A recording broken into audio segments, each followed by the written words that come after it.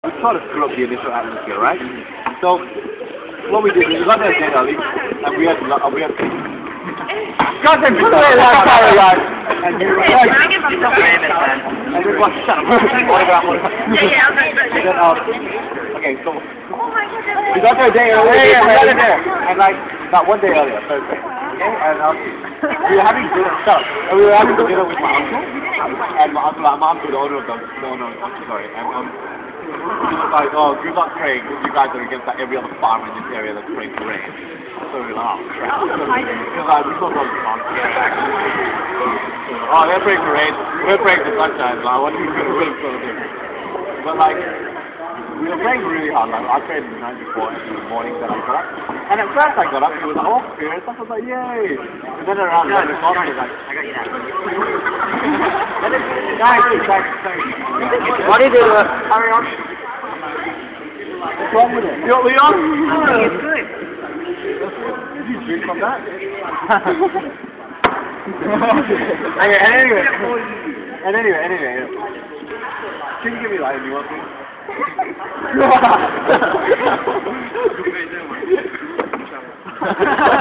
Anyway, what happened, right? What happened?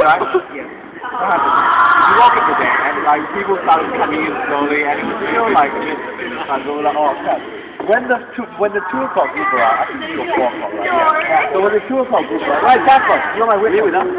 Casper was one of the only people who actually looked up and saw this, okay? But I didn't even realize it until Casper pointed out. But I knew it wasn't raining, but at the same time I knew it wasn't exactly sunny. So I was like, oh crap, you know, this is some force. But if you look at Otagori, all the way through the time that people were arriving, there was a constant circle of no clouds around Otagori, but all around the mountain, all around covering the mountain, something was raining, and just above Otagori there was a circle. And the funny thing is, you know how clouds move, right? Clouds like move. This circle actually moved for 3 hours.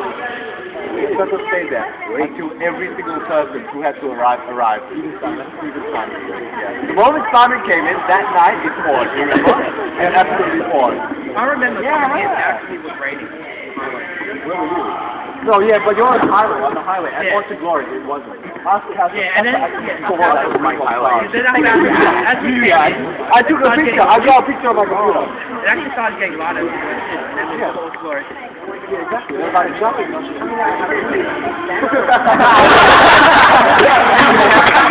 wait. Hey. Did you hear about tax? No, tax before that. No, this is at camp. This is the day that Tack was meant to lead the night game, and he organized all of it. So we were like, oh screw, like Tack as well. But like Tack had a migraine. Okay, Tack's migraines are really bad. Like, I've been around him once when he had a migraine, and it only happens when he wakes up. But basically when he gets up, he can't walk because it like makes his head hurt, and it usually only goes away after 1 and a bit days. That's Emily. Emily's girlfriend. Like she was like, oh, you know, Tack was like, she called me in the morning and she was like, oh, you know, Tack's got a headache. You might as well she start finding someone like for a replacement, like for the night game supervisor. So I was like, oh, fantastic. And I saw Reverend Fang and Pastor D and stuff like all running to that killer for my start of the table too. So I was like, no, you know, like I'm not gonna have it happen like this. Can you guys like it's not good to record this, man. This is a miracle. Okay, I was like, we're gonna write the gospel on this. I'm joking. I don't want it to happen like this, but we're gonna go. Gospel John too, man. We're going to. I was like, okay, we're gonna go and pray for Tack. Okay? And in that sense I was a bit like, oh crap, like I was already starting the plan for like a new supervisor to take over. But when I got to Tack Chalet, I felt something different. I was like, okay, we're gonna pray for Tack, so we're just gonna be with him and like help to nurture him up. Tack only took 2 Panadol that morning. Tack usually takes Panadine. Panadine is like 4 times stronger than Panadol. So it has like all this other stuff in it, and he usually takes on 4, like the limited amount. But he only took 2 Panadol because like he didn't want to exhaust our supply of medicine. So he was lying in bed and he had all this ice pack over his head and he had like his beanie covering his eyes. He's very responsive to light. And Sarah and I went there and we were like, okay, we're gonna go pray for him. So we opened up his window, bought him like a cup of water, stuff like that, and we were like, I didn't expect him to reply, because like usually when he has his migraine, he's got like, I've tried to talk to him before when he has migraine, and all he got was grumpy. I was like, no, guys! Watch the video. It's on YouTube. It will be on YouTube.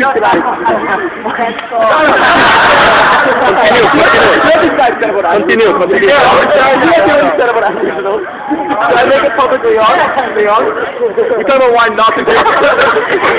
Why can't we do that? We were walking up and slip out the wrong finger. We were walking, right, and we all saw these water fountains. I was like, oh man, I'm so thirsty. And then it was like, don't drink from the water. I was like, oh, no way, man. People are drinking there. He was like, man, I think we're just taking showers in there. I was like, real hard.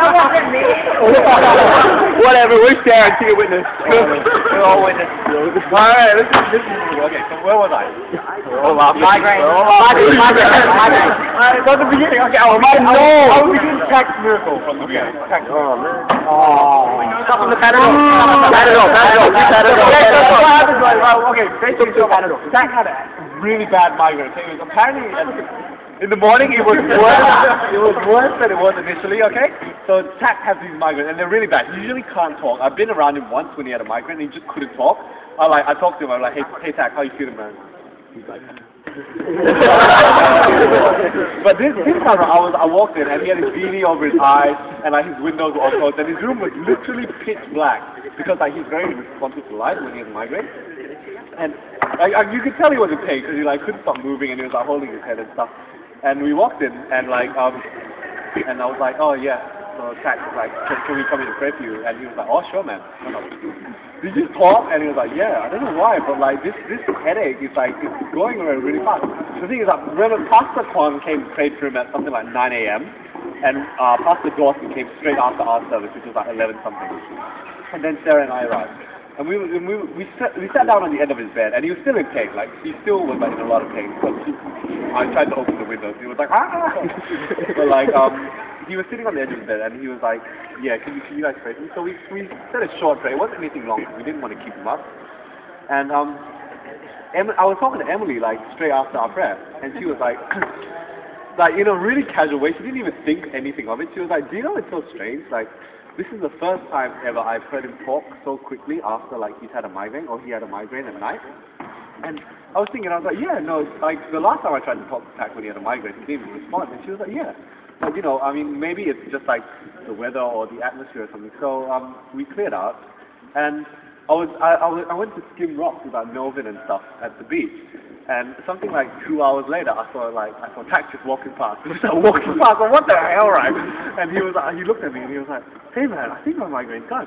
And I was like, well, what do you mean like your migraines are like, I mean completely gone? And he was like, yeah, like I can look at the sun and everything and like there's no reaction at all. He was